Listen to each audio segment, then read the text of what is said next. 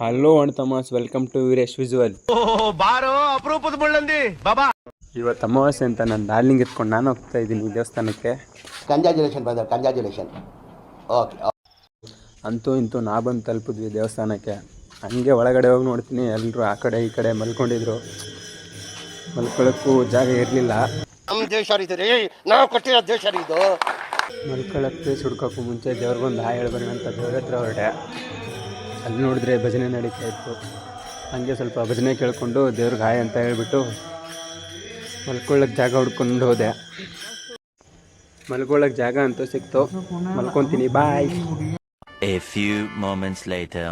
ರಾತ್ರಿ ಸೊಳ್ಳೆ ಕಾಟದಿಂದ ಅಲ್ಪ ಸ್ವಲ್ಪ ನಿದ್ದೆ ಅಂತೂ ಆಯಿತು. ಹಾಗೆ ಸ್ನಾನ ಕೊಂಡೋಗಿ ಹೋಗಿ ಸ್ನಾನ ಮಾಡಿಕೊಂಡು ದೇವ್ರ ದರ್ಶನ ಮಾಡೋಣ ಅಂತ ಹೊರಟೆ. ದೇವ್ರ ವೀಡಿಯೋ ಮಾಡ ಅಂದರೆ ಒಳಗಡೆ ಅಲವ್ ಇರಲಿಲ್ಲ. ಹಂಗೆ ದರ್ಶನ ಮಾಡಿಕೊಂಡು ಗಾಡಿ ಪೂಜೆ ಮಾಡಿಸೋಣ ಅಂತ ಬಂದೆ. ಗಾಡಿನ ಪೂಜೆ ಕೊಟ್ಟರೆ ಅವನು ಈ ಥರ ಪೂಜೆ ಮಾಡ್ದ.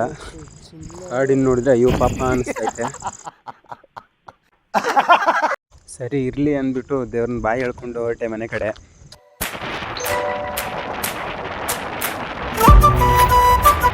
ಮನೆಗೆ ಬಂದುಬಿಟ್ಟು ನನ್ನ ಡಾರ್ಲಿಂಗ್ ನಮ್ಮ ಮನೆ ಎದುರುಗಡೆ ನಿಲ್ಲಿಸ್ಬಿಟ್ಟೆ ಅಷ್ಟೇ. ನನ್ನ ಫಸ್ಟ್ ವ್ಲಾಗು ಹೇಗೆ ಬಂದಿದೆ ಅಂತ ಕಮೆಂಟ್ ಮಾಡಿ, ನನಗೂ ಗೊತ್ತಾಗುತ್ತೆ.